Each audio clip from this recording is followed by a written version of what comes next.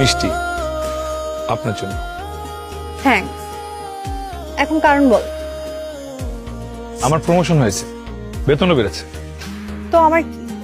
আপনার জন্যই তো বেড়েছে। আমার জন্য? কারণ আপনি হচ্ছেন আমার লাইফের লাকি গার্ল। আপনাকে প্রথমবার দেখার পর থেকেই আমার লাইফে সবকিছু পজিটিভ হচ্ছে। আচ্ছা, আপনি কি নার্ভাস হয়ে আবল তাবল বলছেন? না, আজকে আমি কনফিডেন্ট, শিওর? 100%। আজকে আমি এতটাই কনফিডেন্ট যে নির্লজ্জের মতো বলতে পারি আমি আপনাকে ভালোবাসি। হোয়াট?